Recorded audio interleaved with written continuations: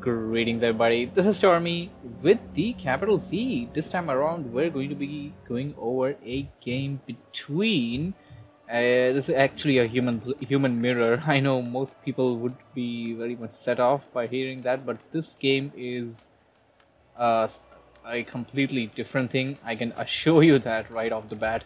It's going to be between u2.chaemiko spawning as the red human player at the bottom left position. He will be going up against TheGreatWall, who will be spawning up as the blue human on the top right. This map is going to be Last Refuge, and it is a very interesting map. It's basically a new map created by the community for the community.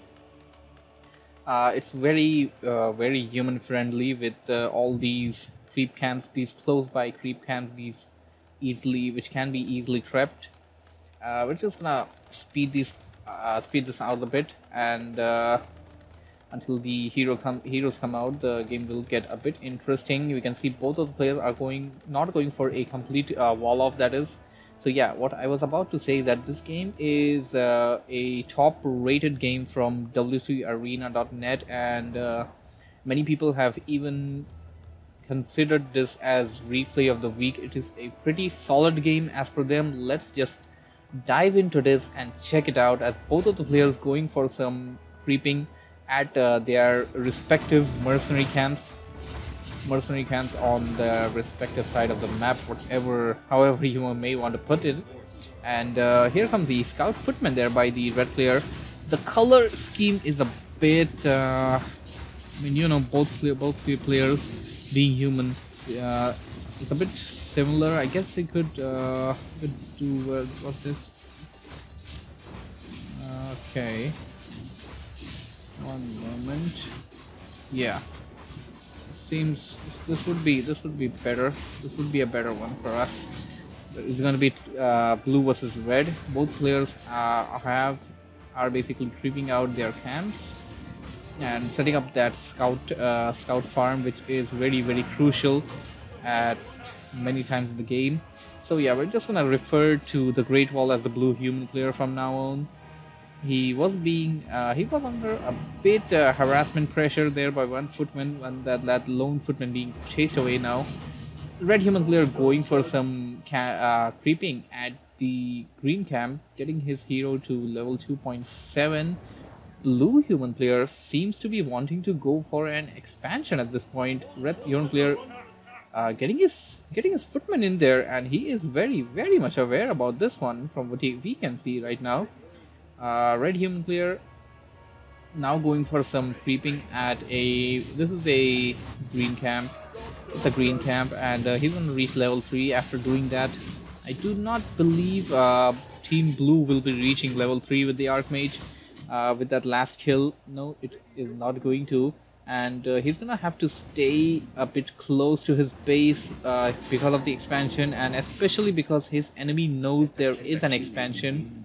Alright, blue player had a scout footman near the red player's army. He bought a shadow troll priest from the enemy player's mercenary camp. That is great.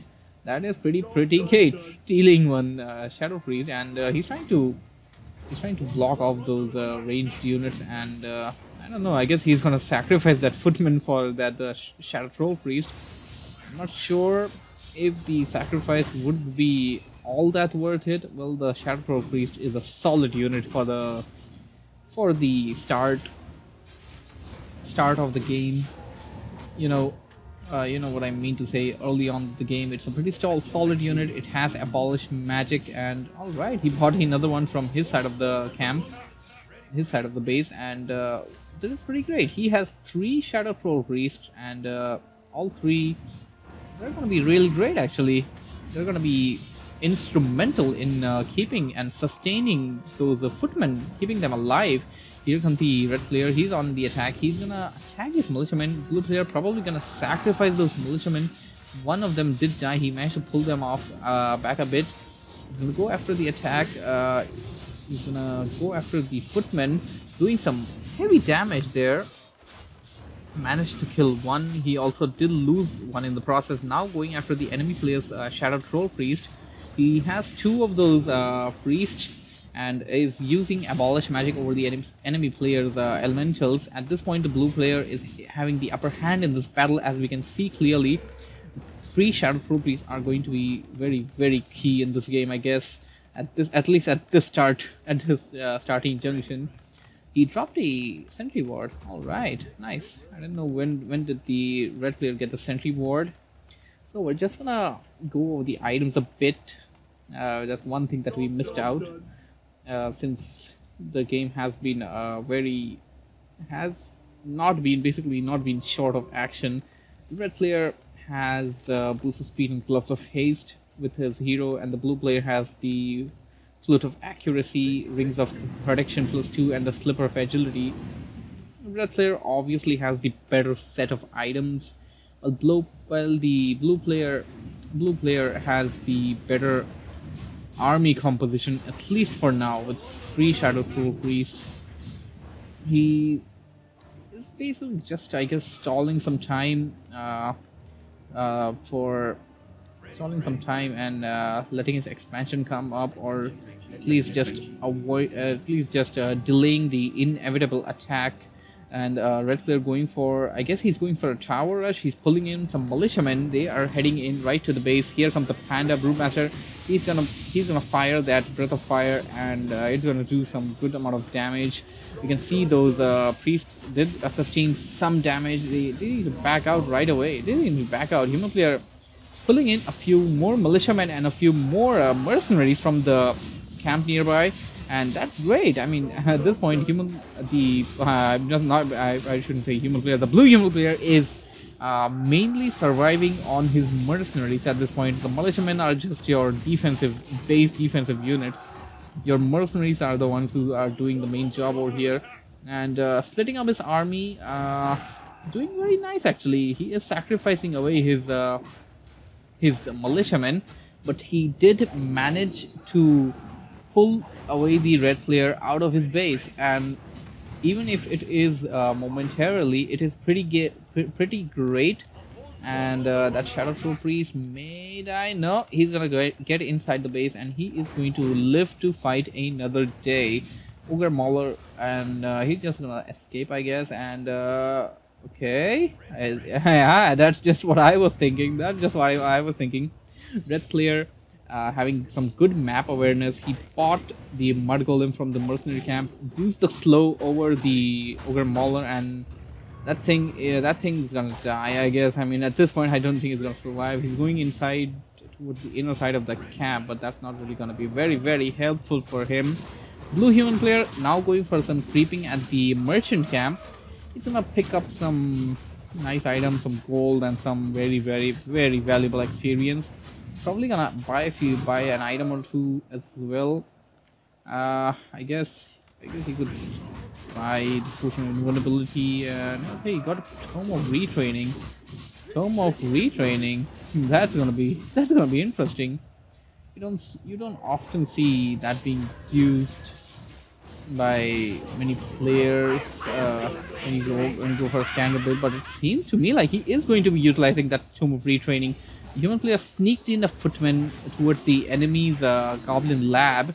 He bought a Zeppelin, and it seems to be like he's gonna use that Zeppelin and go towards the inner side of the red human's base. Team Red, at this point at least, I do not think he's aware about this Zeppelin. He is going to know about it very soon though. He's close by to his base. Good for him. Tomb of Retraining being used. Blizzard on the way. This is Blizzard level 1. Yeah, that is definitely Blizzard level 1. Because no, wait, that's the Blizzard level 2. Sorry, my bad. Archmage did reach level 4. Got Brilliant Saural level 2, and he got the Blizzard level 2 as well. And yeah, nice. We're gonna see some Zeppelin action over here. Alright, the human player buying another Zeppelin from his side of the camp. His side of the base rather, and buying a Shredder as well, and transporting the Shredder towards his side of his expansion basically. Red player heading into the human player's base using some footmen and the golem that he bought earlier. He's his Zeppelin station nearby the main of the red player, and he's going to use that shredder to defend. That's pretty good. Pulled in a few a few mercenaries of his own. He's going to repair the shredder using the peasants. The peasants are down to more less than 50% of the hit points. Even if the shredder doesn't die, he definitely would lose those valuable workers. And yeah, that's what I said. And there's some hot action going on both sides of the maps. You can see the red player's main being attacked. The blizzard is intact, and the red human player isn't exactly doing what he needs to do. I think he should pull in the militiamen and go for an attack over the Archmage, but the Archmage that's a nice position. I mean, not too many units can actually attack you from that position, and you also have those trolls, the troll fleet, the berserkers, all those mercenaries that you got early on in the game are coming into handy right now at this point. He's repairing his expansion. Panda is wrecking the expansion at this point. He is going through all those peasants. He is doing some great amount of damage, and arcane towers coming into play. They're not going to allow him. He shouldn't stay in there for too long. I mean, he's not going to be able to do any kind of breath of fire because of no mana. And all right, the red player's Archmage reaching level 5. The blue player's Archmage also did reach level 5. I'm not sure, but if he has level 3 Blizzard, that can do some really great damage. Alright.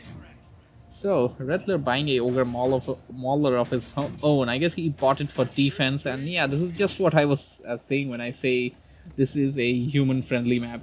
The other races can use this map by the same way. I mean, your natural expansion is pretty close by to your main. It's not very difficult to defend your expansion and your main together.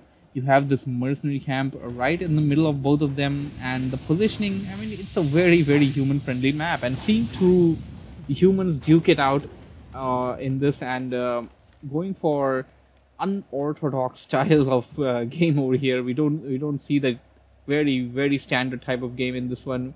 We see a lot of mercenaries being used. We see a blizzard being used. We don't see that in every game. It is pretty interesting, as the red player now seems to be wanting to advance towards the enemy human's base. The blue human is sitting below 50 food now. That is definitely something he needs to do. While the red human player is also below 50 food. Yeah, that's absolutely what you need to do. Alright, now he's teleporting back inside the red player's base. Hey, he got an MK. MK is definitely going to be handy. Storm bolts are going to be useful in picking off the units. And alright, that position was better, but this position will do for now. And the red player he's not able to enter his base. Oh my, that's bad. He has to. You can see the route that the panda took to get there. It was like a complete maze, and yeah, at times this is something that you need to be careful of as a human player. I mean, the panda, a straight route took him like what, 3 turns to get to, and the Archmage may die over here. Well, I wouldn't say die, may be forced to TP back, and MK was almost in the fray, almost near the battle, and now he's backing out. Alright, okay, gonna back out. Archmage near his expansion, getting himself healed and ready to go again. He is above level 5.5, very close to level 6, dangerously close to level 6 at this point. I don't know, I guess he was going for creeping. He's going for creeping only for the panda, because Archmage is not going to gain any experience whatsoever because he's already at level 5. So yeah, here comes the blue humans army. They're gonna go in, I guess. And okay, he went to the attack. He went for the attack on the gold line. Red player was reflex enough. Yeah, I guess that would be a word I'll be using at this point. Reflexive enough to move out those workers on time. The blue player is wrecking the red player's town hall right now. The keep may go down. I mean, it is below 25% of the hit points. If I don't think it can take too much more at this point. The red player may just want to repair it a bit. He does not. He definitely does not want to lose his keep. He does have an expansion, but that is your expansion once again. That's not your main. Okay, seems like the human player went over capacity, or he wants to create more military units at this point. He wants to make more military units. He's doing a pretty nice job scouting around the whole base using his footmen. He let one footman die to the enemy, giving the enemy some valuable experience, but at least he is below the 50 food upkeep group. He's below 50 food. He's building some arcane sands, and he's also doing some adept training. I guess he may just even go for master training later on. Alright, blue player's town is under siege, and the spellbreakers and casters are going to do some great amount of damage over here. And blue player might just want to fall back, and no, that does not seem to be the case. It seems like blue player may just let the red player attack his base and use this opportunity to do a base trade and an expansion versus your main. I would never trade that. At least I would never ever trade that. I would TP back. I would do some damage, but I would definitely TP back and save my main. I wouldn't want my main to fall down. Red player now finally pulling in some workers to repair that. Is he gonna be able to do that on time? Alright, he managed to pull back. And while pulling back, he did not manage to kill the expansion. The purpose was not solved to stay all that late in there, and oh no, that is all not going to be repairing is not going to be all that useful with that blizzard going on. And oh my, he is dangerously close to level 6, and he got it. He has reached level 6. Okay, I guess these peasants contributed to the experience. The two footmen are there, wrecking the base, wrecking the expansion of the red player, and we see a peasant attacking. I don't know what was the strategy behind that. I guess he was just trying to do some scouting, and oh no, the spellbreakers are in the expansion. They're gonna hit the town hall. Everything they got. He's pulling in the workers. It's not gonna be enough. He lost the expansion. All right, so all that effort was worth it. He didn't have to lose his main, and he killed off his enemy's expansion, setting his enemy back by a mile. That is pretty bad for the blue human player, but he is at level 6. He can definitely get back into the game. Basically, I guess he's waiting for the right opportunity to do a mass teleportation. He is at level 6, and if we see some Zeppelin micro go on, and okay, that spellbreaker managed to get himself killed by the creeps, not giving any valuable experience to the red player. Red player is no, that's not the red player, that's the blue player. Blue player is kind of food blocked. Okay, now only he got his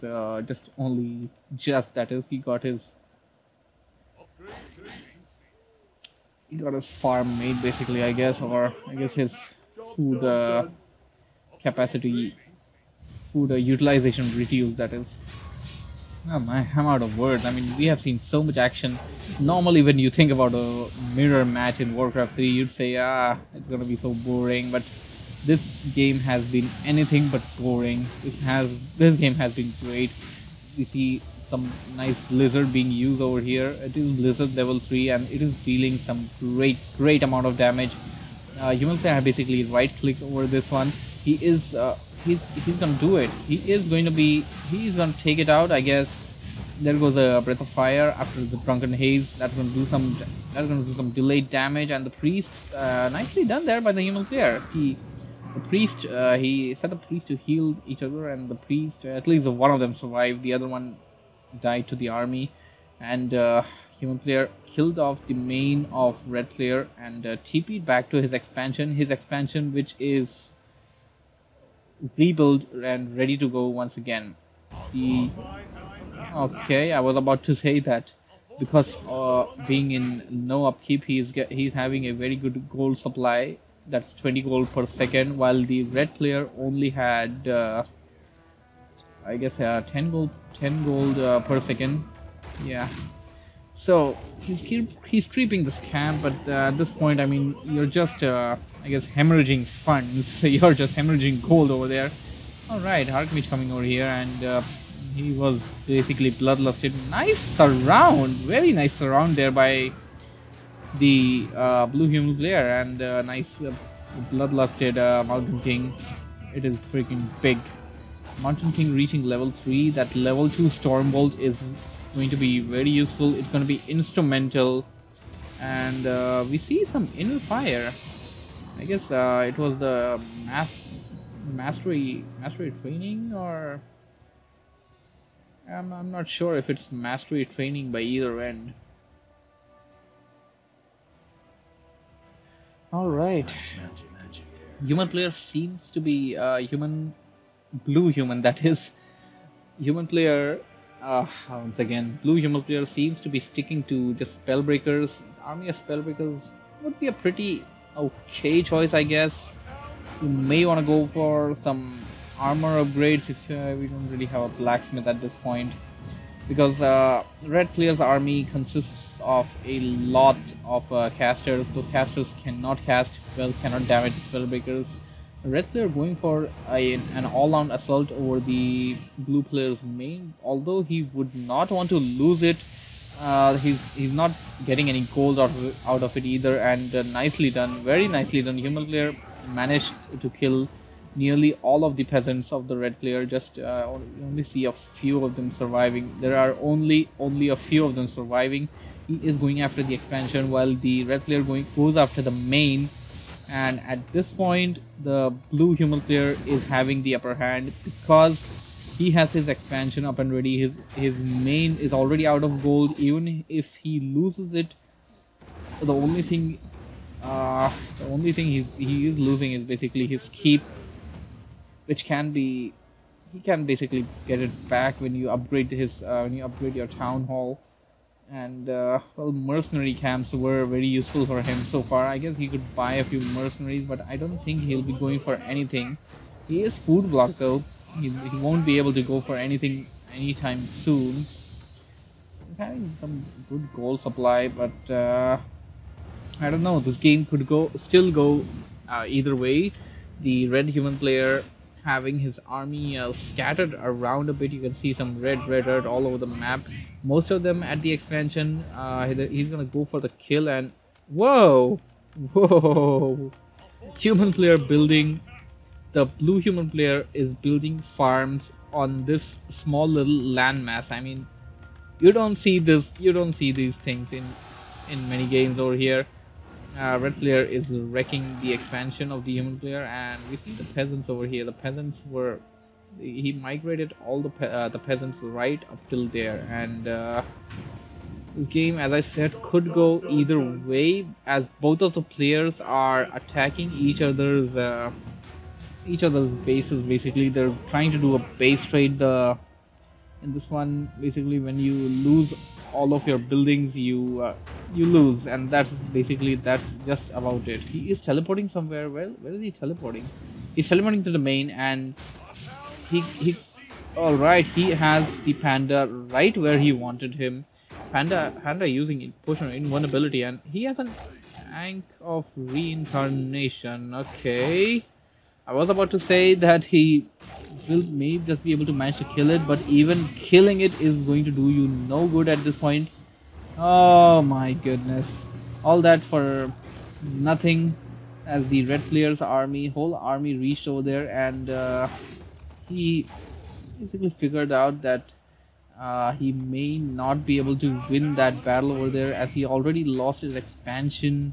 And oh my goodness, is he gonna build a farm over there? Blue player playing very creatively over here.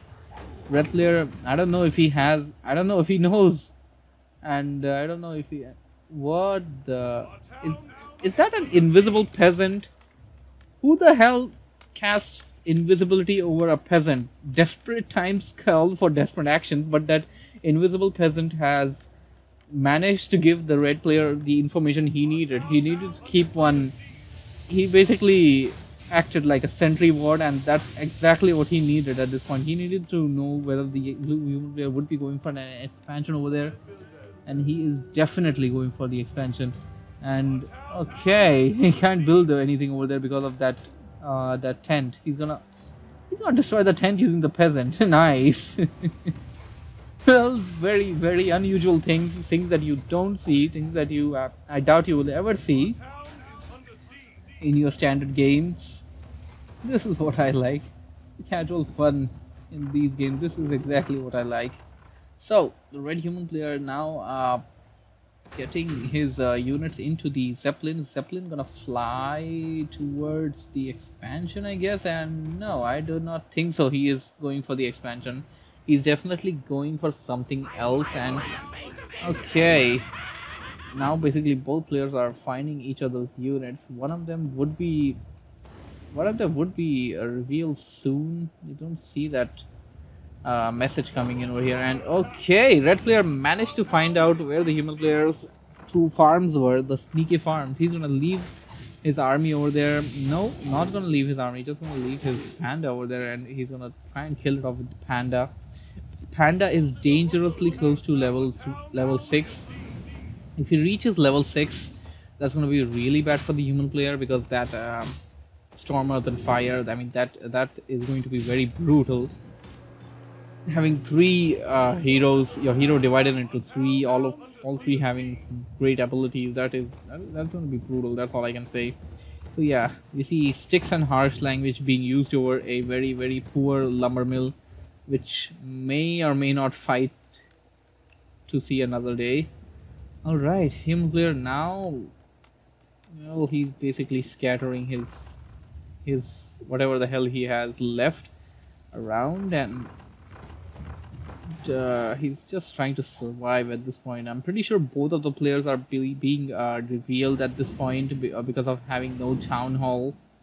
Both players have lost their town hall. The human player has a lumber mill. He has a few farms scattered. At this point, I would say the game is in the favor of the human player. Red player has a few things here and there, but hey, wait a minute. That farm was the last. The farm was the last farm of the red player, and until this one was under construction, if that farm was destroyed, the red player would have definitely lost. And there are no buildings. That's it. That's all you got. That is all you got. Yep, that is all you got. This is all. And the red player is going to, my god, I he has his whole army on that small little landmass. The blue human player knows about this, and he's gonna buy an item, potion of invulnerability. I'm not really sure how much gold he has left. Yeah, he has like 200 gold over there, and he's repairing something. I don't know what he's doing. Okay, he's repairing his Zeppelin. Yeah, that's basically the only way you're ever going to enter that island. Well, if you sneak into this side of the island, maybe, but that's very dangerous actually. You may be caught off position, and the red human player may just be able to kill you. And he's gonna try and sneak in, or rather just play a suicide mission with the Zeppelin over there. Even if the Zeppelin gets really close over there and dies, the unit will drop down. The unit will be dizzy, but it will drop down and enable the human player to do a mass teleport, and that's exactly what he needs. Red player using the Zeppelin and the panda to kill off the human players' farms scattered around, but the lumber mill is still alive. As long as the lumber mill is still there, as long as the lumber mill is not destroyed, the human player is not going to lose this game. But the red player has nothing but this farm left. I'm pretty sure he doesn't have any gold either. No, he does not. He does not have any more gold, and that's bad for him. That is really bad for him. And the Zeppelin, oh my, dangerously, very, very dangerously close. He's gonna get it. He's gonna get in. He got in. He got in. The Spellbreakers are in. He's gonna mass teleport his whole army in there, and there it goes. The Blizzard, the farm. This is the last farm that he has. This is absolutely the last one he has. At this point, he should just right click it. I'm not sure who's gonna take this game. I mean, if the Mountain King is dead, the Mountain King has died. I don't even know where the hell it was. I just heard it die, and farm is down. Blue human wins. Blue human wins. Oh my goodness, that was a great game there. Hope you guys enjoyed it. Thank you for watching. Thank you for listening. And yeah, that was a pretty solid game from w3arena.net. That's it. That's all. Z out. Bye bye.